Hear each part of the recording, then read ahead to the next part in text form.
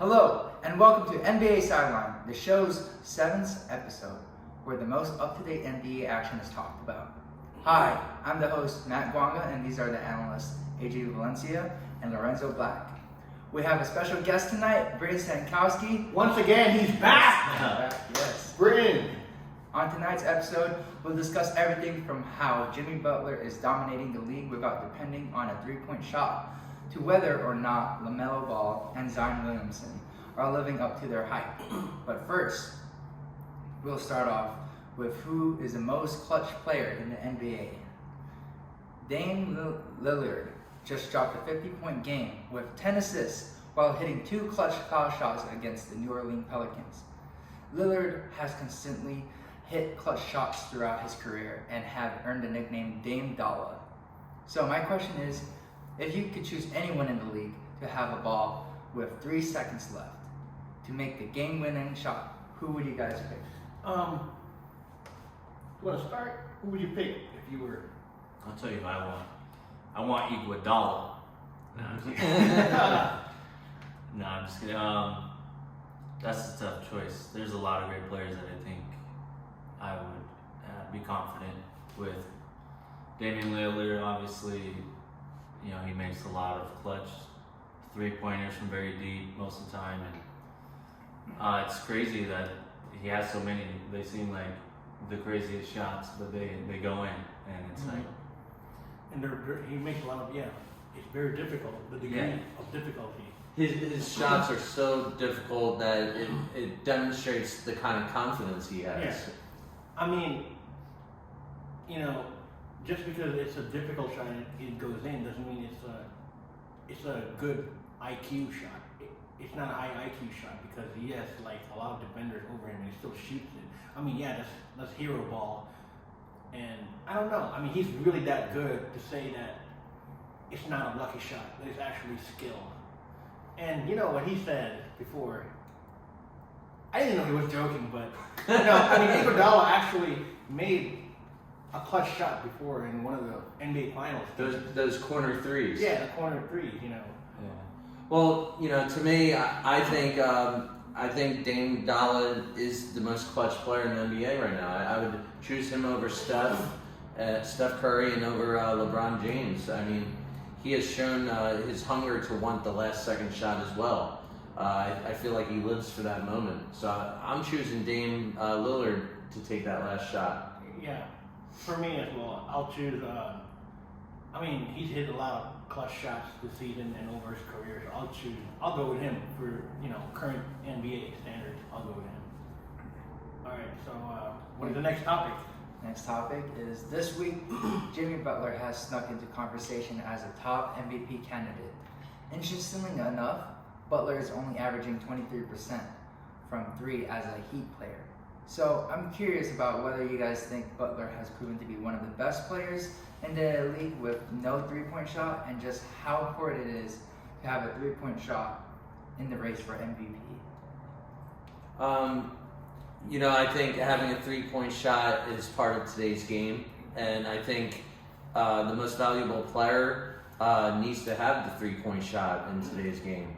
That's the reason why we see a Embiid shooting from behind the line and Jokic being consistent from the three-point line. Right. These players know that they need that as part of their game. Right.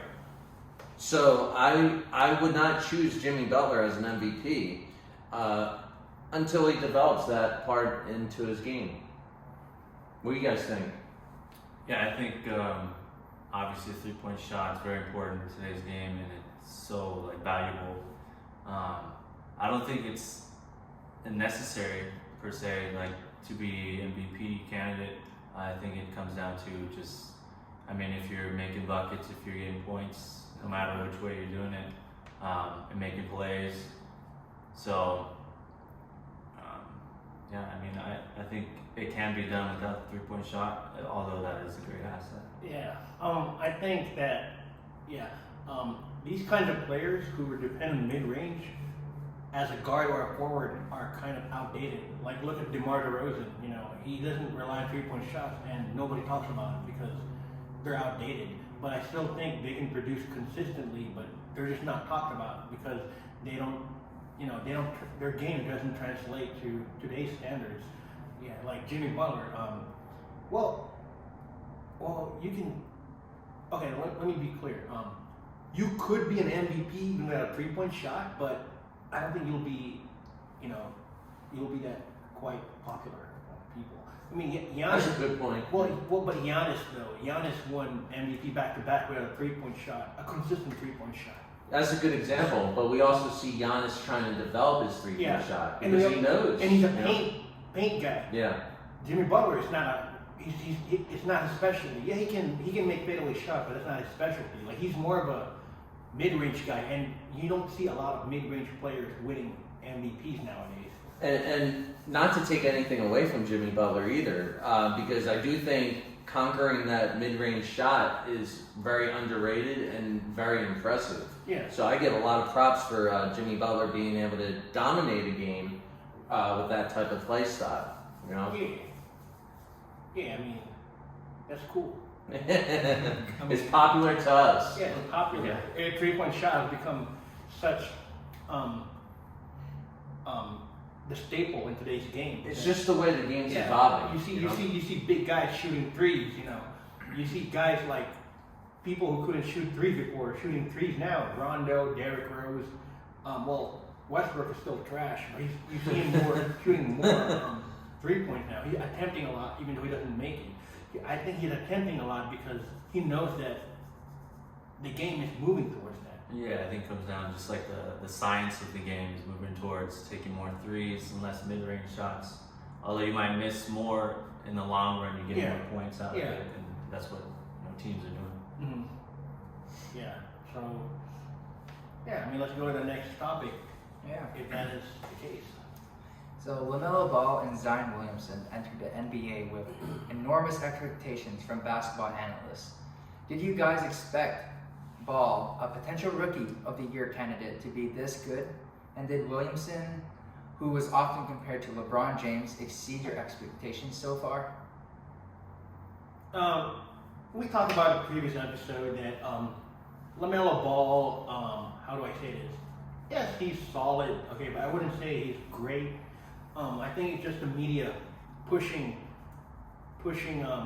him to be really the new face of the NBA, and they want us to recognize him as that. But I don't think he is on that level yet. Just like how they're forcing Zion to be, the new face of the NBA.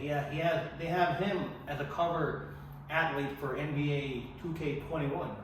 Was he the cover athlete? I'm trying to figure. Yeah, I think he's one of the cover athletes. Yeah, so I'm like, bro, this guy doesn't even prove his worth to the league, and he's already a cover for the official video game. Like, why are you pushing this guy so much? He has not made the playoffs. He only played a couple games last season, and I feel like he's not that complete. He's not that complete of a player. Yeah, no consistent shot. He relies on athleticism. I don't know. He's injury prone. So, what do you guys think? Yeah, I mean, like you said, he's an athletic monster, and he's definitely relying on that right now. Most of his shots, his points are in the paint, and I don't know how long that can hold up, for an entire career. I think he does need to develop more game to be able to live long in the league, like LeBron. Yeah, like we saw what happened with Blake Griffin. He relied on his athleticism, and now he's struggling in the league. He hasn't even dunked in like a year and a half because he's gotten injured so many times because he had to rely on his athleticism, and that's where his main game was based on. So he kept trying to dunk at the point where he put his body at risk because he didn't have any other aspects to his game. Well, here's where I stand with LaMelo Ball and Zion. I think LaMelo Ball has really surprised me. I didn't think he was going to be an effective player immediately. And you're exactly right about the media pushing these players, which is why I think Zion has kind of been maybe a little bit of a disappointment because the media is comparing him to LeBron, and I felt like that was unfair to Zion, because it was kind of setting him up with failure, So I mean, they made him an all-star this season, despite averaging 25 points per game. Yes, don't get me wrong, those are good numbers, but there's better players who's been in the league for a longer time who deserve that spot. Because Zion's still starting, he still has a lot of years on him. He still has a lot of chances to be an all-star. Now these other players, they could have made the all-star team because they are their team's last hope. But no, they chose Zion. Yeah, I mean, a big part of it's just popularity contest. Yeah. Part of it, so. And I do agree with Britton that he's not going to be able to hold up with longevity if he keeps up with this style of play, just depending on his athleticism. Yeah. He's got a lot more to develop. He needs an outside shot, and what I like about him too is he's ambidextrous. He can dunk with either hand. He can finish with either hand. Yeah. He shoots left-handed, but he can finish with either hand. So that is an upside for him. Yeah, he's a great finisher. But eventually he's gonna have to develop a consistency. Yeah. You have any thoughts on Lamello Ball? As we talked about the previous episode, or? Yeah, I mean, he has surprised me. I think he shows a lot of confidence for a rookie from his experience playing in the Australian League, I think it was. Yeah, I mean, we'll see if he keeps it up. He's got to hit the weight room, I think. He's got to put on some muscle. Yeah. Well, he's got to hit the weight room, and I mean, he hustles. I see him hustling for plays all the time. He's a hustler, but but he gets beaten down low because he's kind of like no muscle. I haven't really paid attention to his defense this year. Well, his on-ball defense is like his older brother, Lorenzo, is a way better defender than him. Yeah, Lonzo's a good defender. He But, gets a lot of steals.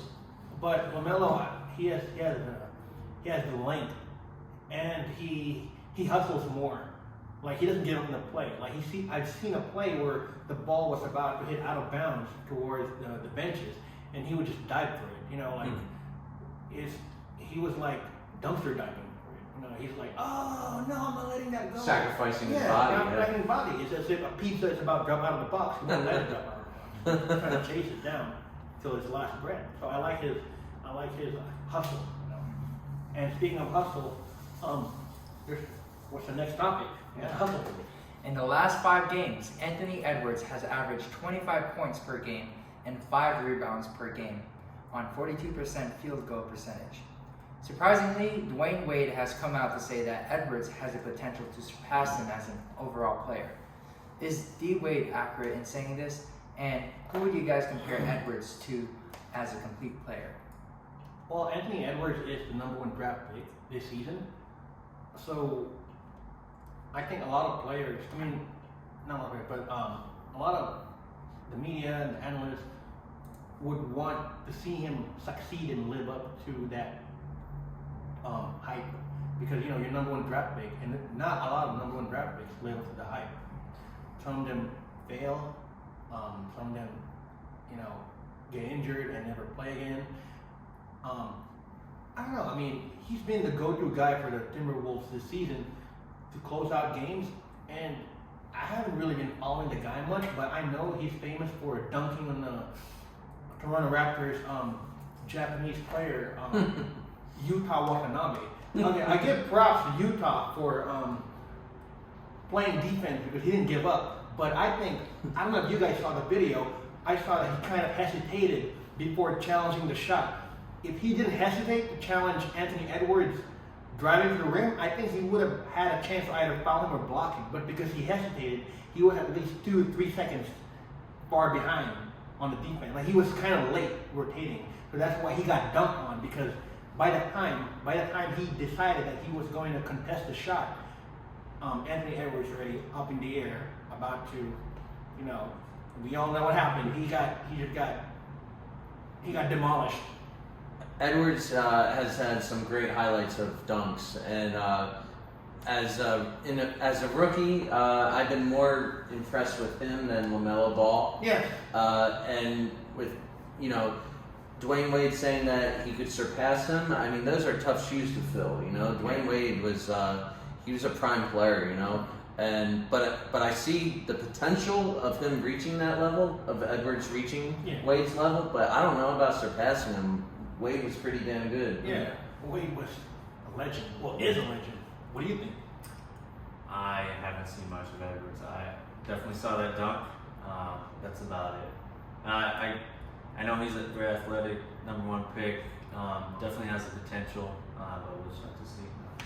Yeah, I think I don't know. I don't think I'm going to compare Dwayne Wade.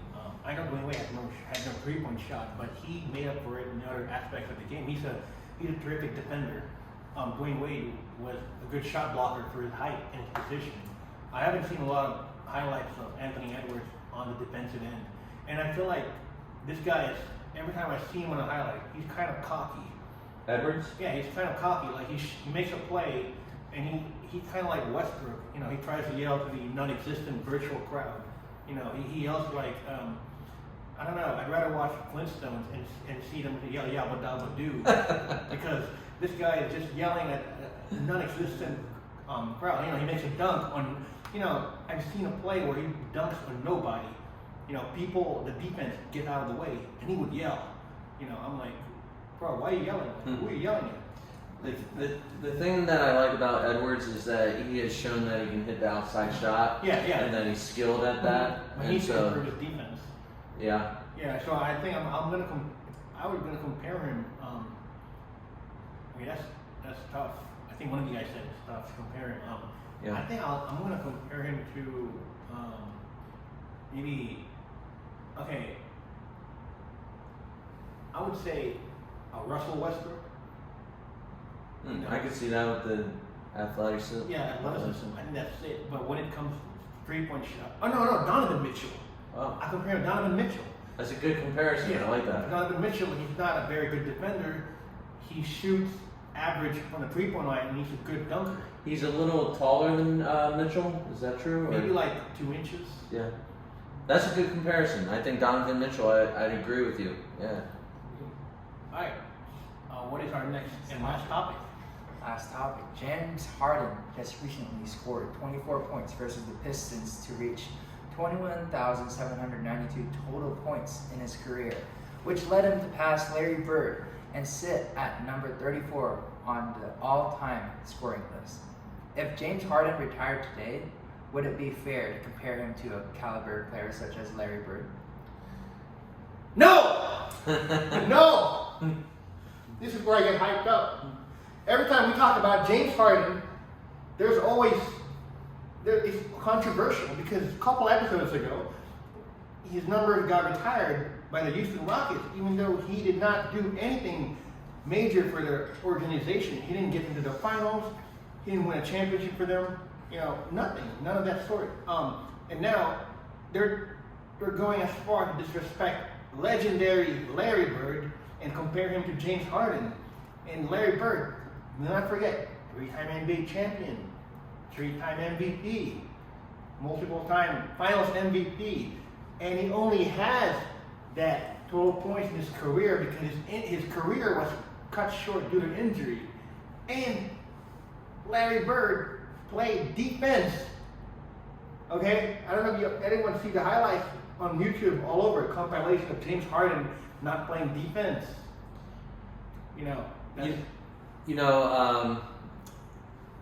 What's Harden is not. He shouldn't go down in history as a caliber player as Larry Bird. But let me ask you a question: why do players do step back threes now?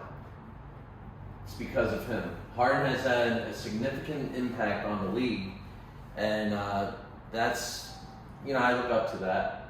Well, yeah, he's an offensively skilled player, but you have to admit that there's a lot of offensively skilled players back in the day who never won a championship and aren't, they don't get special privileges like that. They don't get their jerseys retired before their career is over.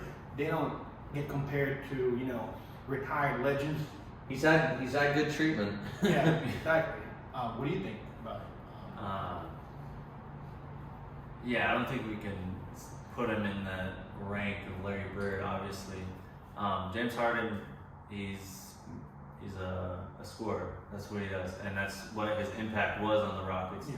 I think last year, a couple years ago, he was just a scoring machine, really, like scoring 50 point, 60 point games, like nothing.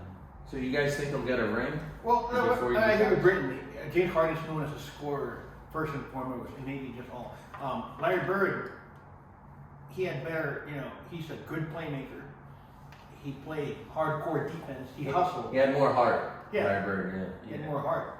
Well, I think going on with your question, will he get a ring? It's very possible at this stage of the game. The Nets. I don't think he'll be one of the key players, but they have so many players. Yeah. He's not the lead guy. Yeah, Kevin to Durant lead them to the is championship. the best player on the Nets right now. So And is he an MVP candidate, Harden? Would you consider him? if he was still in the Rockets and he's trying to pull him to the standings, yes, but now he's on the Nets. Take him out of the Nets. Nets will still be a top 4 team. Okay? And we saw what happened when you took him out of the Rockets. They lose 18 games in a row. That's depressing, That for me, I think MVP should be based on your team value. Like for example, Jokic. Take him out of the Nuggets. The Nuggets will do worse than the Rockets right now because he's that important. Or even Anthony Davis, you see what's going on. Well, okay, the Lakers are still in playoff standings. Yeah. And you just kind of disrespected LeBron over that. And I'm talking about Karl Anthony Towns, for example. He's been injured. Take him out of the Timberwolves.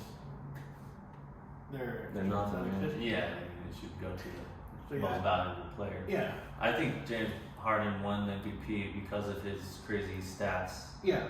during that season. Triple double or near triple double. Triple doubles. Unfortunately, it didn't translate into playoffs. Yeah.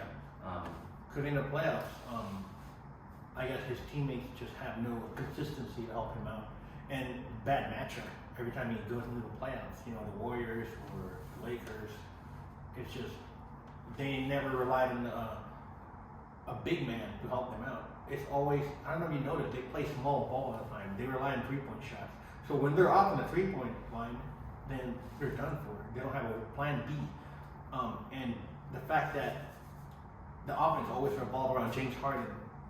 So what that means is the teams already know they're going to defend him, double team him.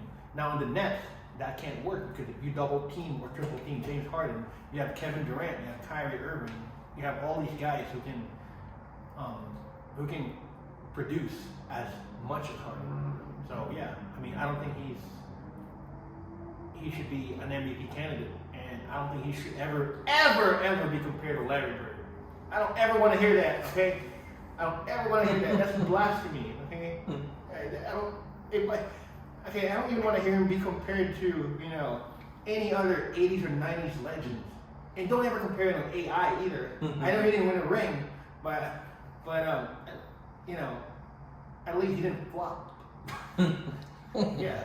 So yeah, I'm a fan of his offensive game, just not flopping. Yeah. And yeah, I don't think it's fair to compare him to legends at all. So yeah, that's what we all think. Or do you guys have any other?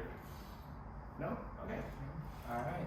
And that's this week's episode of the NBA Sideline, brought to you by our sponsor, Marie Buckley, Nevada's top real estate agent. Subscribe to our podcast on iTunes, Spotify, and iHeartRadio. And watch the full episode on our NBA Sideline YouTube channel. Be sure to add us on Instagram at NBA Sideline Official to join the conversation. And if you'd like to reach out to us to discuss more topics, make sure to email NBASidelineOfficial@gmail.com. Don't forget to join us next week for another episode. Thank you for listening. Booyah!